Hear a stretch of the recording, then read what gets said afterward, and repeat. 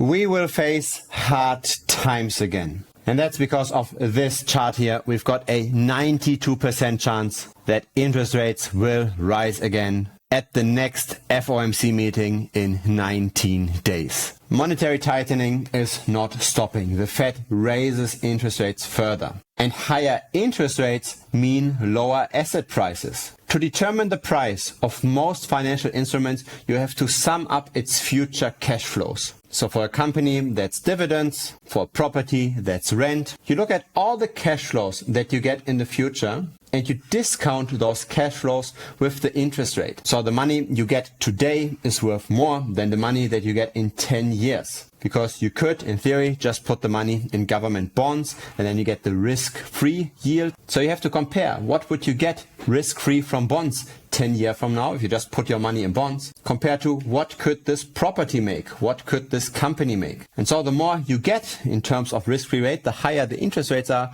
the more you have to discount those future cash flows. The price of the stock or of the property, it goes down with rising interest rates. And so that's why it's bad. That's why pain is ahead when interest rates continue to rise. Now there are people, very significant people, that even see another 4 rate hikes. So Larry Fink, the CEO of BlackRock, said that he expects that interest rates will rise by another whole percentage point. I made a separate video on this. I will link that directly after this. The market, though, is not anticipating this just yet. The market in aggregate thinks that this is the last hike. I'm already surprised by the next hike, or the high chance that it will happen, because the true inflation rate, so when we look at the inflation rate with mark-to-market data, not just with surveys, right? What do you think will your house get rented out for? If you actually look at market data, then the inflation rate is declining in the US. It's at 2.44%,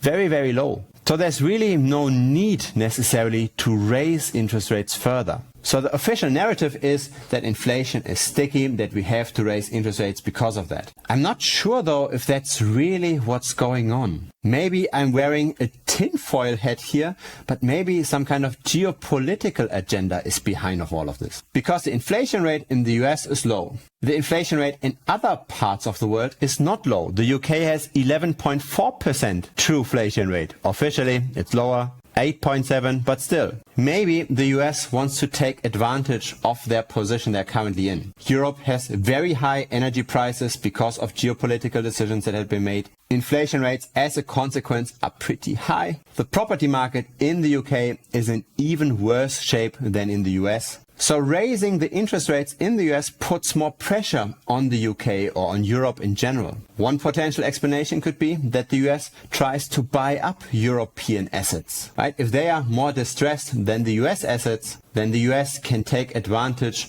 of that dire situation. They can take more influence, buy companies, buy infrastructure, exerting more influence on the world. It's not the official narrative, of course, and it is something I haven't heard anybody else talk about, but it's the only reason I could come up with why the Federal Reserve continues to raise interest rates, even though inflation rates, official or not, are already way lower than interest rates. And this is historically the point where the interest rates just stay stable, where they don't rise anymore. Now, as said, I have made a separate video on Larry Fink, the CEO of the largest asset manager in the world, talking exactly about this topic. He talks about the banking crisis in the US. He talks about interest rates rising another 1 percentage point. A very interesting interview. Feel free to check it out. It's now linked here on this video.